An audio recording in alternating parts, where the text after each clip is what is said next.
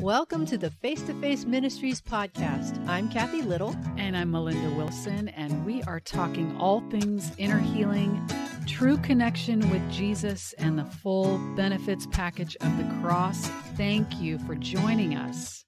Welcome to episode 14 of the Face-to-Face Ministries podcast. We are Glad you are here. We are rolling right along, aren't we? We are rolling right along. Hey, last week's episode was amazing. I mean, I just love the Immanuel Approach, and Dr. Karl Lehman gave such a brilliant interview.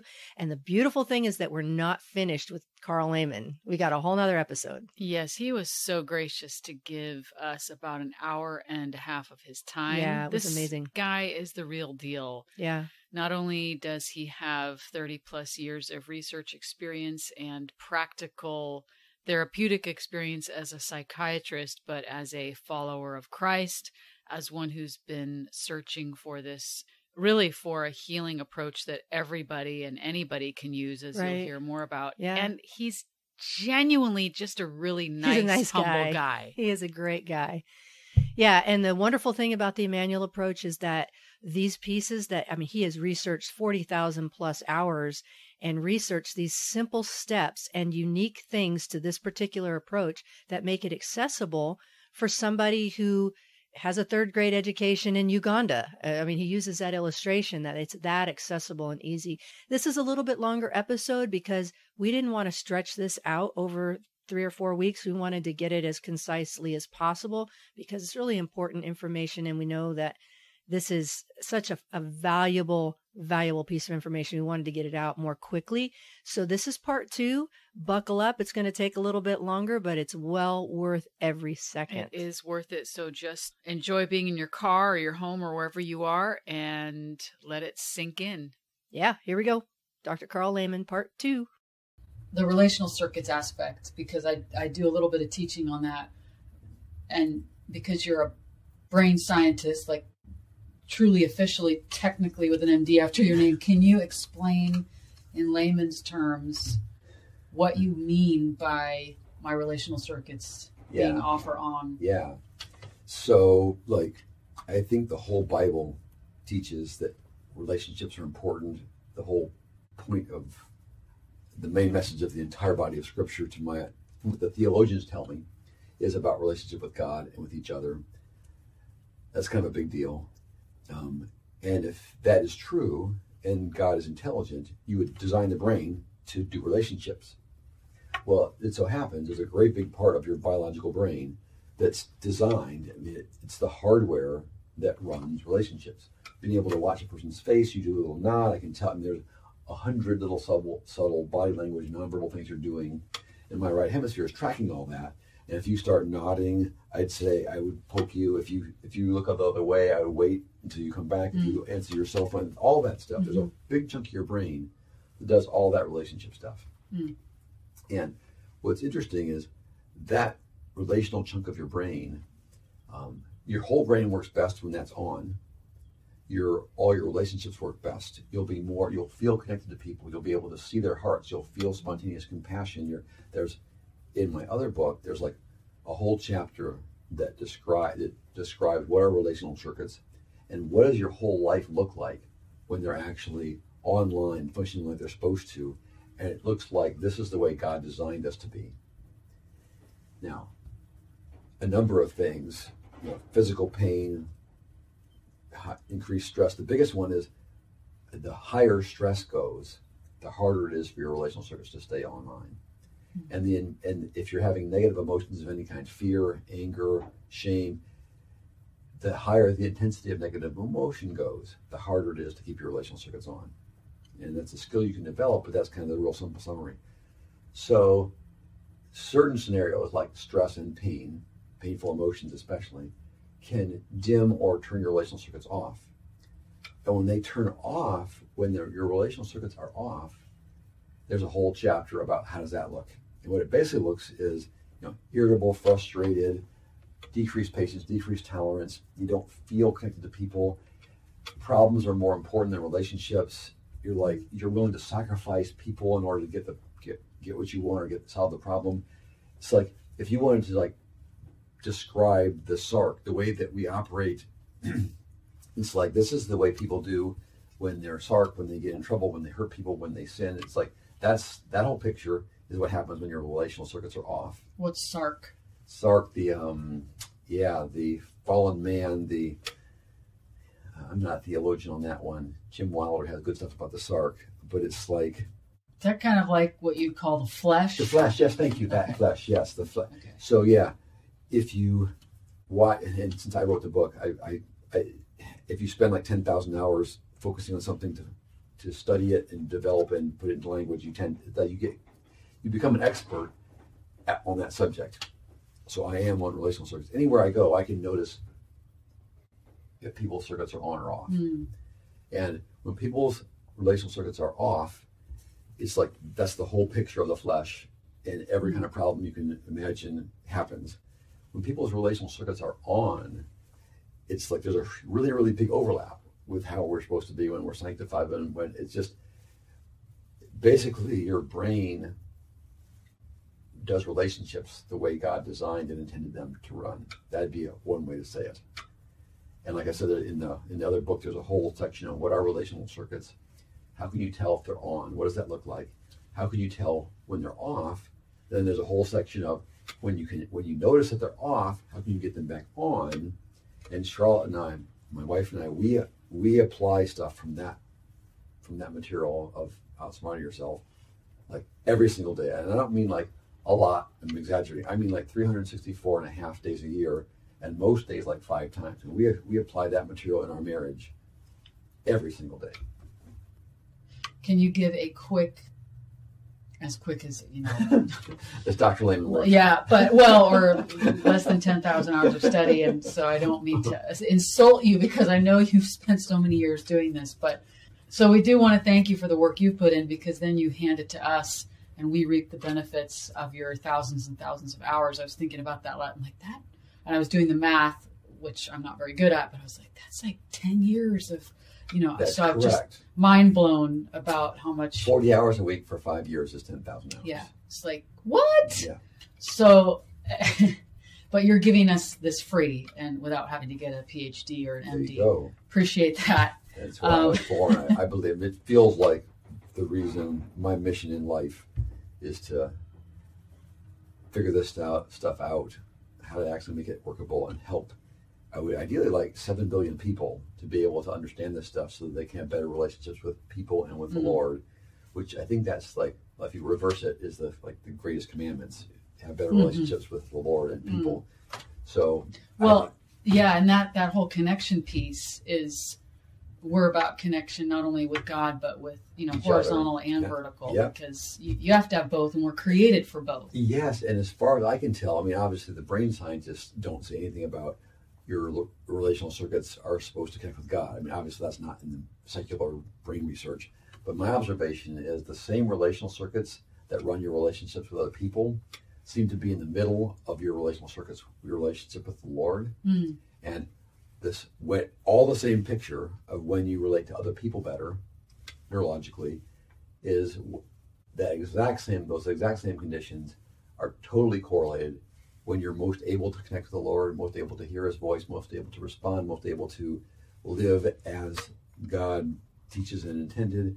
So it looks like the exact same relational circuit part of your brain that does people also does God, which is kind of where Dr. Wilder and I, he's been in the middle of a lot of this. That was one of the light bulbs of realizing, hey, we know a lot of brain science about this part of the brain, about relational circuits. If we apply all that brain science to our relationships with God, I'll bet it would work. I bet it would work better if we were deliberate and systematic. For thousands of years, people intuitively have felt this stuff and have cooperated with it intuitively or even accidentally. And when that happens, everything works better. But the more you understand that, like if you have a recipe, you can accidentally do something. But if you don't know what the active ingredients are, it happens occasionally, accidentally, infrequently, unpredictably. If you figure out, what are the active ingredients, and you have an accurate recipe to do something, bake a loaf of bread, and you actually know all the active ingredients and how to put them together, and you apply that practical home economics, kitchen chemistry, and physics, you pretty much mostly get good bread, as opposed to if it's just accidental, in which case sometimes you get a rock hard lump of cooked flour, and other times you get edible. Right. So the more we cooperate with God's brain science, the better all this works. I love that we were talking about relational circuits because honestly, I'd never heard of any of that until hearing your stuff and Dr. Wilder's stuff and Life Model Works. And most of the people that I share that with, they have no idea, Like, yeah, it was totally, as we learned some of those pieces from Dr. Wilder, and then Dr. Wilder and I kind of went back and forth as friends, sort of in a fun, mutually learning experience from Dr. Wilder and with Dr. Wilder. That was where Charlotte and I learned about relational circuits. And that one piece, that's worth the price of admission. Charlotte and I learning to understand relational circuits and recognize when they went off and came back on again.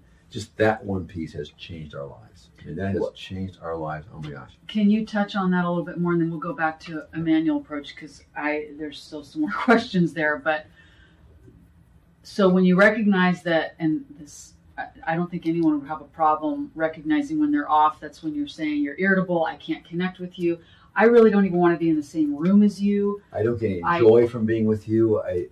Being with you, when your relational circuits are on, you can feel, you actually get joy. It blesses you. Enjoy being with people. It gives you joy to be with people. It's energizing. It's life-giving. When they're off, like you're either a resource or you're a problem, but you're not a person. I can't feel your heart. I don't perceive your true heart. I don't feel compassion for you. I will either run over you or use you to solve a problem. I mean, nothing personal, nothing malicious, but this is just, I got to take care of this. I'm very sorry. I've got to run you over your collateral damage. I'll apologize tomorrow. Yeah. How do we turn the relational circuits back on? Yes. So the really good answer is that there's like 4 whole chapters. If you can, the more off they are, the more you don't feel like doing any of these things. But if you can choose, when your relational circuits are off and you're stinky, cranky, irritable, intolerant, judgmental, non-relational, if you can find a way to focus, to recall, to focus on, to remember positive memories, and initially you won't feel them, but if you spend enough time focusing on them and naming things you appreciate and trying to reconnect with that wonderful afternoon on the lake with your dad catching fish or whatever, if you can think of positive memories and deliberately generate gratitude, the way the brain's wired is it's impossible to feel gratitude and be non-relational at the same time. So if you can find any way to get yourself back to appreciation, it'll bring your relational circuits with it. There's a whole chapter on that. There's a thing called attunement. If you're miserable, I mean, when your relational circuits are off, you're usually unhappy in some way or another. You're in some kind of pain or distress or whatever. If it feels like somebody gets it, if you feel connected, if it feels like, oh, another human being, another person, Jesus or a human, if it feels true that you see me, you get it, you hear me, you understand my pain, and you're with me in it, the way our brains are designed, that package right there is the most powerful. If you know how to do that, that's the royal road, the gold standard, the most powerful intervention, being able to receive attunement. So if there's anywhere in your life that you can get that, or if you know how to get it from the Lord, if you receive attunement, if you feel like there's someone with you, you feel connected, and it feels like they see, hear, understand, and are with you in your pain, that'll bring your relationships back on. There's a whole chapter about how to do that. The 4th one is humor. Non-sarcastic, kind humor brings your relational circuits back on, just interestingly. Speakers often will use humor at the front of their talks to get the audience more relational, because they're a friendly audience. Most of them don't know the brain science, but they intuitively have discovered that. There's appreciation, receiving attunement, humor. And there's a 4th one in there that at the moment I'm not remembering, but it's in the book. and the thing, like with Charlotte and I, we have this joke. There's 2 versions of each of us. Okay, there's a non-relational mode, Dr. Karl, and we can call him Mr. Hyde if we wanted to. And there's a relational mode version of Dr. Karl, and that's like Dr. Jekyll. I mean, they're the human, friendly, compassionate, kind. The Dr. Karl everybody loves being with is the Relational Circuits all in relational mode version. And the non-relational version is no fun to be with. And so Charlotte and I joke that there's two versions of each of us. There's the relational mode version and the non-relational mode version. And if you learn how to apply these tools to spend more and more of your time into the relational mode version, and if you and your spouse, or you and your friend, or you and your partner, or you and your supervisee or supervisor, or anybody, who human being you're with, if the two of you as a team apply these principles, and so that you're spending more of your time both in relational mode, your relationship will thrive. You will enjoy being with each other. So that's like the 8-minute summary. If you apply that stuff in a friendship or like in a marriage, you can your marriage can go from bad or mediocre to fantastic if you put all that stuff in place and increase the time in which you're both in relational mode and glad to be together. We've done that experiment, my wife and I, and it has just blessed the socks off of our marriage. So I want to go back to Immanuel, and I called it Immanuel prayer in my questions, but I use Immanuel Approach, as you notice. I think it's just a little bit more accurate, a little bit more thorough. It makes more room for therapists, and it makes more room for wider applications. Immanuel prayer, people think of, in church praying. Immanuel Approach, you think of, you can do that, in your therapy setting. It just it encompasses, I think, a more accurate, full, wider package. But can you use the Immanuel Approach with people who do not yet know the Lord? Oh, that's a fun one. Yeah, so I've actually done that experiment, and a bunch of the people I've trained have done that here and there all over the world. And here, the summary would be this. The only requirement is they're willing to try it. And I'll just describe it to people. I mean, in my situation, I have some openness because folks are in desperate pain. And they're coming to me like for help. And I'll say, I realize you're whatever, fill in the blank, you're an atheist or you're, and so you don't even believe this is real, but would you be willing to try? You're desperate. I mean, if I can't help you, you're going to shoot yourself in the head and jump off a building. So what do you got to lose? Here's what I want to do. I want to help you think about a positive memory. Just find one of the best memories of your life. Talk about it for 15 minutes until you feel grateful. And then we're going to do a little prayer together. And I know you don't even believe Jesus exists, but we'll say, okay, Jesus, I don't even believe you exist. But if you do, I give you permission to come here and be with me. Could you please help me to perceive your presence? And then describe what happens. And even if it's weird, even whatever happens, I want you to describe it. No filters. Positive memory, appreciation. Invite Jesus who doesn't exist. Ask him to help you perceive his presence. And then describe exactly what happens. That's what I'd like to try. And I describe that. I just say, here's exactly what I'd like to do. Any questions, we discuss that. And if they get to the point where they're saying, okay, I'm willing to try that, most of the time it works. I mean, again, there's blockages that can be in the way. But most of the time, actually the crazy thing is 100% for me. I'm not an evangelist, so I've done it hundreds of times. But so far for me, every single person who's been willing to do that, they're like some version of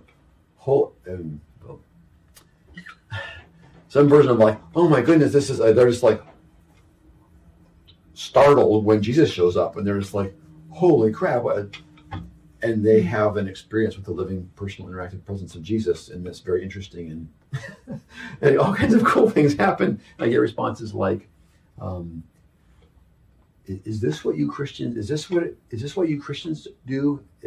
Is this what Christianity is about? Like talking to Jesus like this? And I'm like, I'm sorry that I'm so sad that it's so hard to see. But yes, this is what Christianity is about, is actually having a real living relationship with Jesus. That is the core. Yeah, there's lots of stuff around it. There's lots of other details, but that is what Christianity is about. Well, can I do that? I mean, can I do that? Like, that's like, how much easier could evangelism get? That's about as easy as it gets. Well, Jesus is the evangelist in that case, isn't he? Yeah. Well, yes. Well, so another way to say that is anybody So I just describe, here's what I want to do. And if they're willing to try it, most of the time it works. I mean, they experience Jesus' presence in some way. And then I'm not even thinking, I have to get them to the prayer right. I'm just like, well, I'm going to help them spend time with Jesus. And it's just a matter of time until they turn to me and say, well, can I do this? Can I be a Christian? Or, if I can see, it's just like, okay, it's all kind of in place. They're just thriving on Jesus. They love Jesus. They are interacting with him. And I say, well, have you ever actually made an adult choice decision to actually follow Jesus? And they're like, well, no, actually I haven't. Well, would you like to? I think that would be a good thing to do. Yeah, okay, let's do that. And this is including folks like Muslim, Hindu, other religions, atheists, agnostics. If they're willing to try it, people have these, they're just shocked and astonished and surprised and amazed and ultimately thrilled to have this wonderful, personal, loving, life-giving, wise, gentle, just fantastic good news presence show up and be a part of their lives. And so that your question was, can you use it with non-Christians? Yes, this is my current primary only form of evangelism. I find a way to get them to try this experiment, and then when they interact with the living presence of Jesus, it takes very little stewardship, very little care, with very little intervention from me. I just help them relate to Jesus. So you're not, leads me to another question. You're not leading them through, okay, picture a bearded man standing in front of you. I say, with a white robe. No, in fact, there's a whole section in the book about don't do that, because the real Jesus shows up. So your job is, okay, we do the positive memory, feel grateful, invite Jesus' living presence. You say, help me to perceive your presence. Then your job is to notice what comes into your awareness and describe it. Now, just observing your internal awareness and getting words to describe it. If you're actively generating stuff with your imagination, it gets in the way. If you're doing guided imagery, if you're proactively thinking, what can this look like? I'm going to imagine this. Anything you're doing to try to deliberately, proactively generate imagery, thoughts, whatever, gets in the way of noticing what the real Jesus is doing. So I actually teach about that. There's other places people do that. There's ways in which you can include guided imagery and devotional stuff that can be helpful. I mean, there's whole big discussions and books about all that. But it happens to get in the way of the Immanuel Approach. And just in so we're friends, we're talking. And if you were talking to me, and I'm trying to picture now what might it look like for me to talk to Melinda. What if she was wearing a different shirt? And what might she say? That would just we have one, there's only so much bandwidth in your brain. You're if I'm spending half my bandwidth imagining what else might be happening, I only have half the bandwidth to actually notice what is happening. And so all that, anything you're doing with your own brain to guess, think, imagine, is just distracting from and getting in the way of noticing what the real living Jesus actually is doing. So I have a very vivid imagination. Right. How do I, or someone like me who can imagine things at the drop of a hat, how do I know all of this is not just my imagination and I'm not just imagining Jesus with me? Right. And so one piece of the picture there is that the invitation to you is to let God use all that same, to receive imagery and content from somebody else, from the Lord, uses about 95%. It's almost a complete overlap, the same brain stuff. And the skill is to learn to not jump in the driver's seat and use that part of your brain to generate it yourself when it is just your imagination. But rather to say, okay, God, can you please use, this is yours. I'm going to invite you, and then I'm going to listen and observe. And God uses all that imagination brain stuff to generate the imagery and the thoughts and the words and all that what you experience when you are actually perceiving the real living Jesus is almost all the same brain. So you're saying he uses, and this is touching on something, he uses our imagination. Correct. And it's different when he's using it to communicate with you. It's different when you're using it to just make it up yourself. But your question is, how could you tell the difference? Yeah. Yes. So, this is really important because that's such a huge question. I mean, anybody who's got their lights on should be asking, how do we know this is really the Lord, as opposed to just people wishful thinking, which is why there's like there's like 3 chapters that are like 130 pages. A basic discussion on that question, and an intermediate discussion on that question, an advanced discussion on that question. I mean, like I said, that's so important that there's 130 pages about how can you discern the difference, and how can you be confident, how can you discern this is not really Jesus and then take care of that problem, or how can you be confident it really is, in which case you can receive it and embrace it and feel confident that it's really Jesus. That's a huge big deal that how on earth can I, so the 3-minute summary of the basic pieces. Is it biblical? If supposed Jesus does or says anything that's not biblical, then it's not really Jesus. 2, when it's the real living presence of Jesus showing up, there's things you can observe right in the session. When the person perceives his presence, and especially if they get healing for traumatic memories, right in the session, there's a bunch of things you can observe that are very tangible, that indicate something good just happened. We have fruit we can see right here short term. And there's a section that describes like what to look for, but people can mostly get like, oh yeah, that makes sense. And then the gold standard that's 100% accurate over time. If you're regularly doing this, and the real Jesus is doing healing and working on things in your heart, you will see steadily accumulating, observable, objective, positive changes that last and accumulate over time. And if you watch that over time, 100%, if you see that, it's the real Jesus. And if you don't, I don't care how good it looks, but when the real Jesus is working, you see fruit and it accumulates.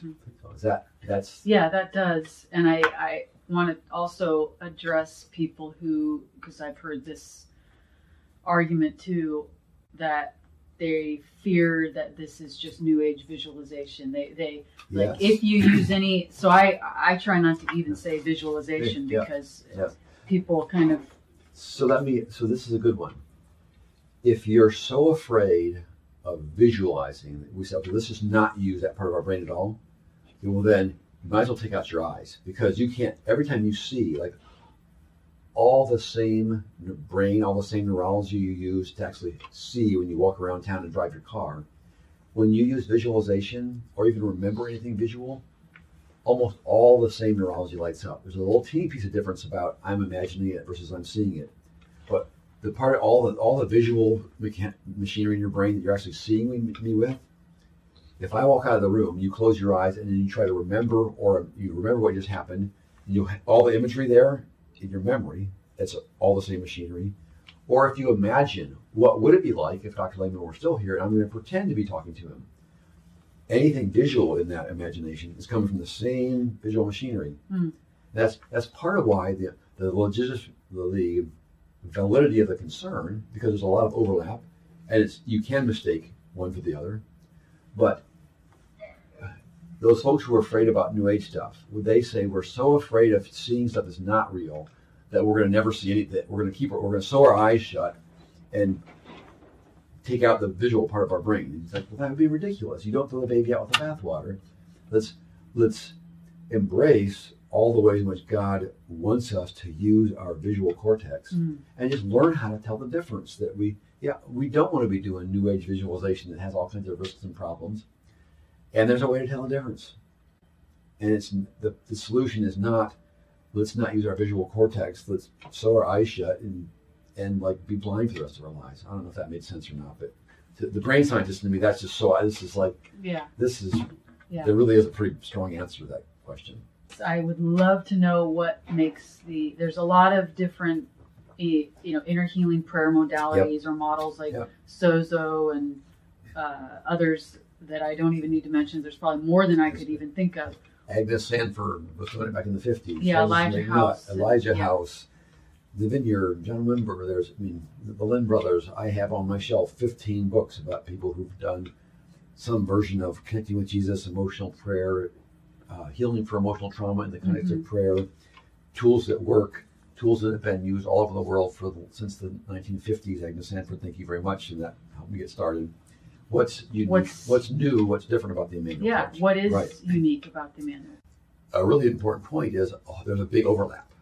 That the idea of lots of problems come from old trauma. and we want to ask God, can you help us figure out where does Melinda's panic attacks come from? Where do they come from? Oh, look at that. We find the memories of where a tornado took her house and they all thought they were going to die.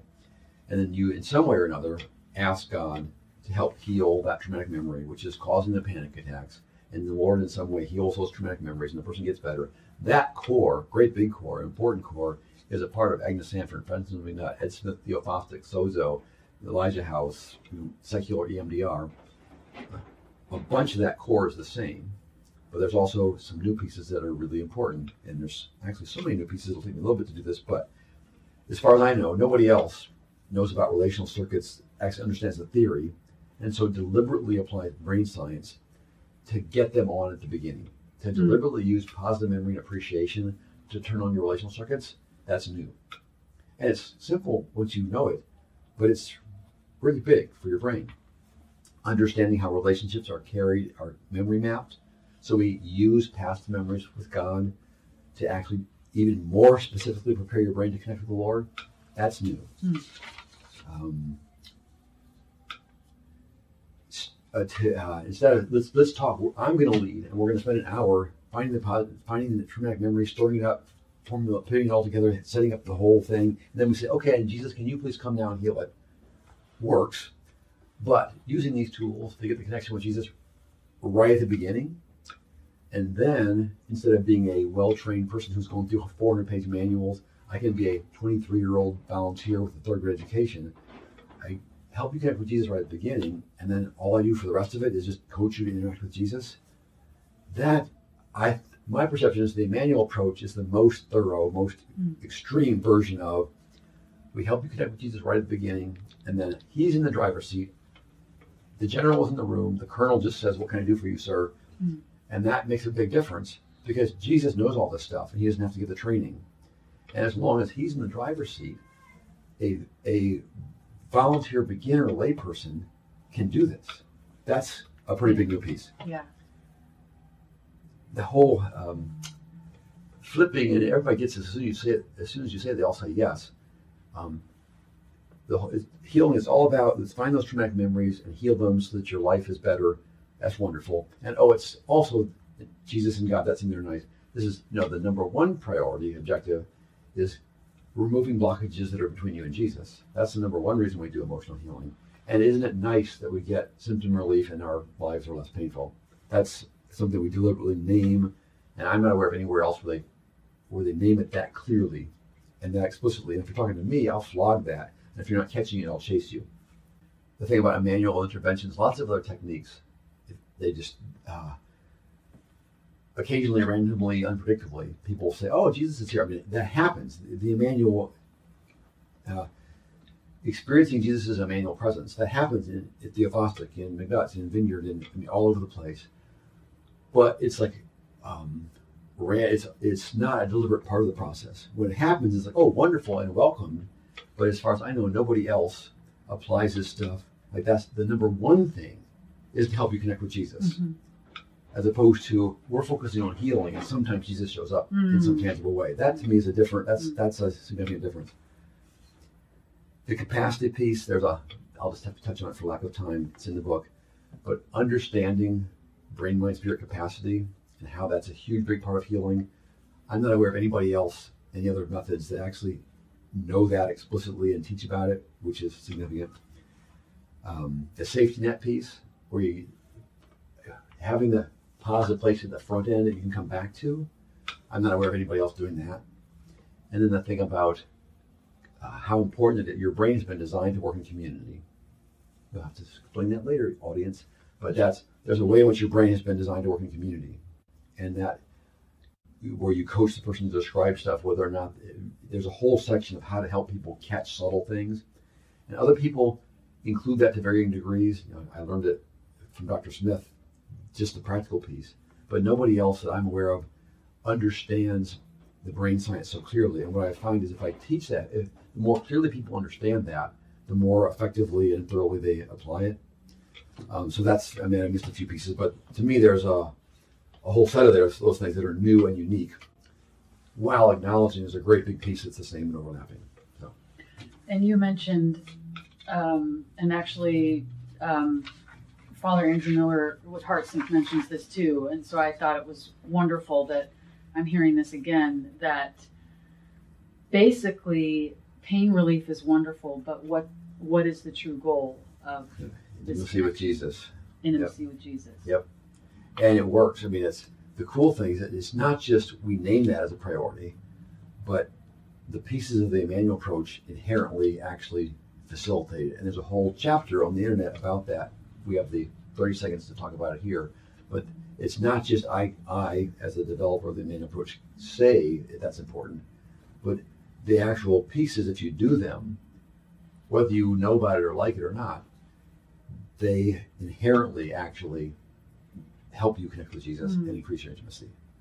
And the expanded version of that statement, the explanation, the compelling evidence that will convince you I'm right, is on that supplementary chapter on the internet, our website. So will you then share, because you shared so many amazing stories, so will you share something that comes to mind right now, a testimony? Yes. Yeah. Boy. Which of the many, many... Yeah, so here's one. Very cool example. Family living in Uganda on the mission field. Mom's really, really sick. Has to go to the States for medical care. They've got a bunch of kids. And one of the younger ones is a 4-year-old little girl. And she's just, she's scared about mom being sick, I think. Mom leaving, she gets that thoroughly. The evening when dad's taking mom to the airport and could be gone as long as 8 hours, depending on how bad traffic is. The 23-year-old member of the team, Elise, is kind of, her job is to stay home with the whole crew, show them a movie, feed them dinner, get them to bed. And the little 4-year-old, she's just a mess. I mean, all the normal interventions to comfort her are just not working. So Elise, who'd been learning about the Immanuel Approach, is just like, this is the first time trying it with a kid, but just the thought, oh, I'll try that. So she, leaving out lots of details, she holds the little girl in her lap and just says, well, can you tell me about some of the favorite things you like to do with your mommy? She just goes to the positive memories. She coaches the little girl to think about and talk about some positive memories with her mom. They do that for 15 minutes, and the little girl's smiling. She's feeling gratitude, and she coaches her. So now we're going to invite. I want to invite Jesus to be with you in that fun memory with your mommy, and close your eyes, picture being in that memory. Then we're going to invite Jesus to be there, and the little girl's just like, "What are you talking about?" And she says, "Okay, just do this. Jesus, please come and be with me here. Help me to see you." Something like that. The little girl, she concentrates for a few seconds, and she goes, "Him is there. Him is there. Him is really there." Which just right there would be good enough. But then Elise wisely just says, okay, she just coaches. So why don't you talk to Jesus about it? I'm scared, and mommy, she just coaches her for 8 minutes or 10 minutes or whatever. Just talk to Jesus about why you're upset and you're scared and you're lonely, whatever. And just 10 minutes of interacting directly with Jesus. The little girl's like, okay. The rest of the evening, fine. In fact, better than normal. I mean, she was all kinds of specifics that I don't have time to describe, but like after talking to Jesus, with mom going to the States for a month when medical crisis, both parents gone, she did better than usual in the situation where 20 minutes earlier she was in shambles and could not be comforted. So that's cool. And then once they figured that out, so for the rest of the month, when problems would come up, Elise would say, "Hey, can we do that Jesus prayer thing?" And the little girl's like, "Yeah, that's a good idea." So they would do it, and little troubleshooting here and there, but pretty much it just worked. And it was fantastic. So after a number of these, when you're in the middle of a prayer time, it's about the little girl. It's not about, the adult asking questions, but sometimes they weren't doing a prayer time. And Elise was just saying, she just had to ask. It's like, so Eliana, when we do the Jesus prayer thing, what does Jesus look like? She was just curious, like, what's this little kid seeing? Mm-hmm. And the little girl says, "Oh, him looks like he loves me." And adults were thinking, does he have a beard? Blah blah blah blah. The 4-year-old, obviously the most important point is like, I can see his eyes smiling, his eyes are sparkling. Him looks like he loves me. I'm just like, oh man, you could preach a whole sermon on that. You ask a 4-year-old, what does Jesus look like? And she says, him looks like he loves me. Okay, so there's a story. So there you go. That was amazing.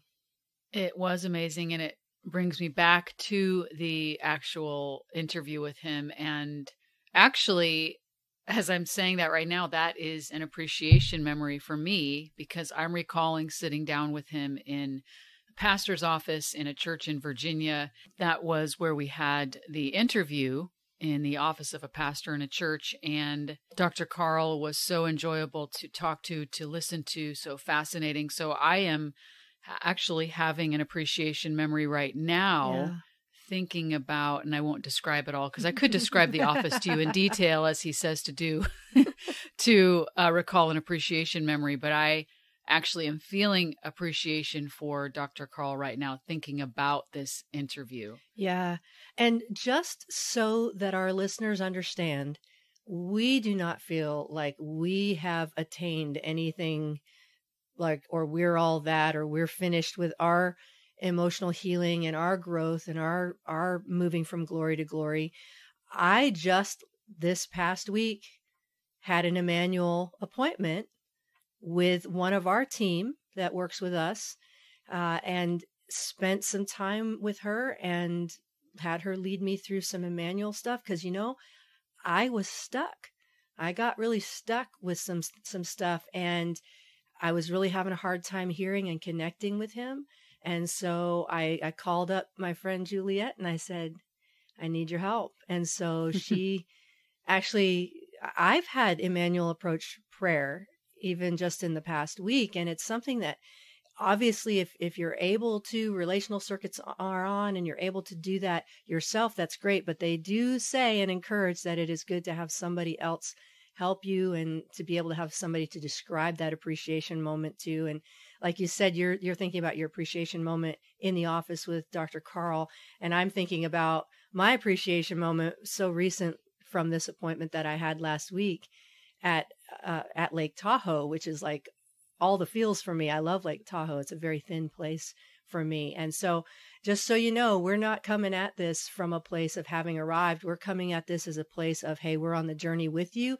We found some tools that we're just offering something that's very straightforward and simple, easy to use, easy to introduce to others, easy to put into practice every day.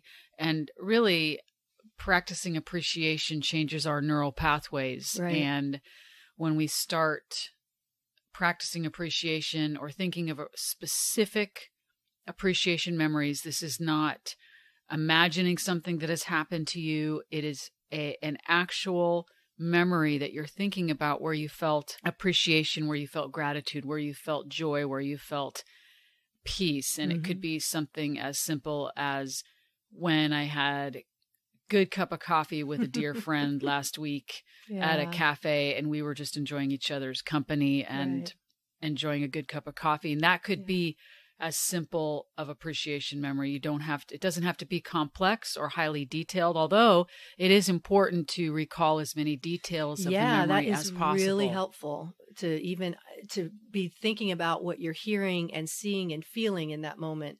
It really is helpful to describe that because it does help you relive and bring that memory into the present. And I thought that was interesting how he said our relationships are held in the memories. And when you recall those memories, that's actually very important for your brain and connecting. And, he was talking about relational circuits, and you asked him about how do you get your relational circuits back on? And he was listing some things. Appreciation, obviously, is one we were just talking about. Attunement, and then non-sarcastic, kind humor. And the one that he didn't mention is actually quieting or calming. And that is another way to help get our relational circuits back on, because when we're stressed out, high anxiety, blood pressure's up, there's a lot going on. It's hard for us to be relational in those moments. So learning how to bring quiet to ourselves and being able to calm is actually really significant and helpful for our brain to get tripped back into those relational circuits being back on. Yeah, because when we're in high intensity negative emotion, we cannot hear, we can't connect with anybody, we can barely connect with our own hearts. And so learning how to quiet ourselves is a major indicator of long-term mental health.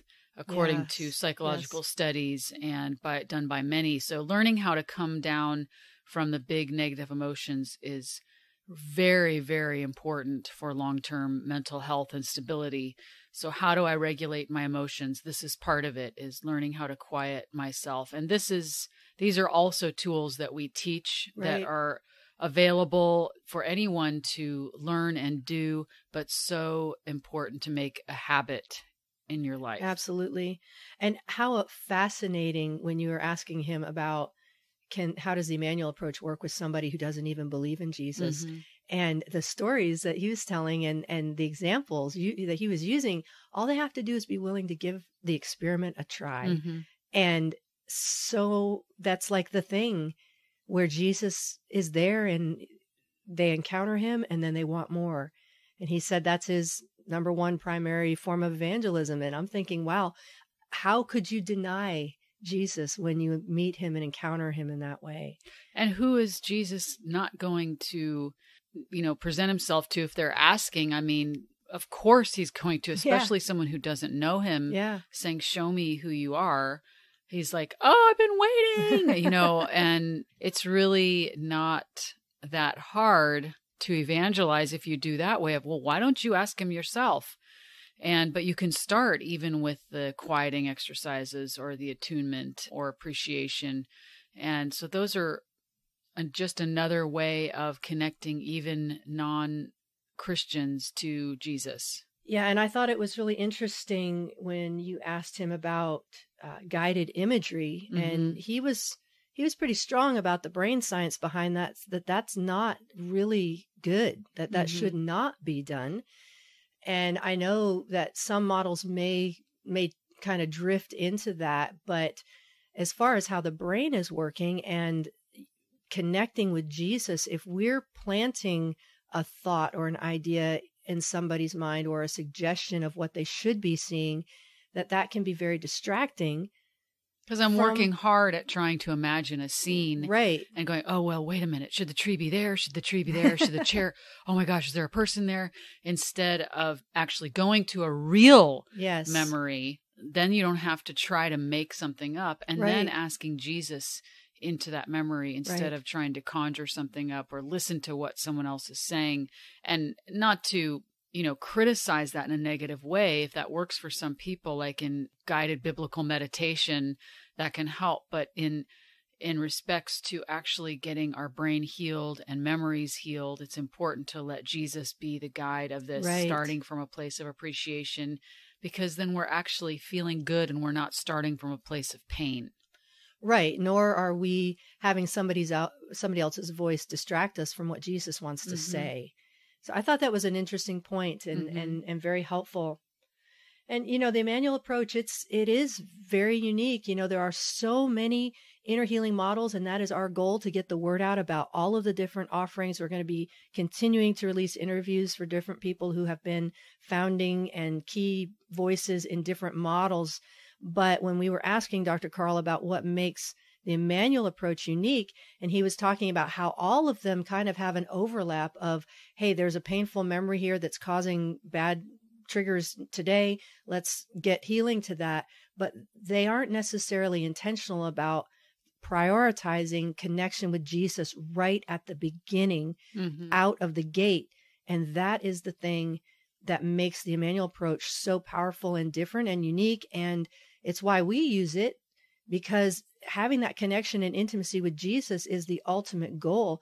It's great to have your hurts healed, but intimacy with Jesus to carry forward is paramount and critical.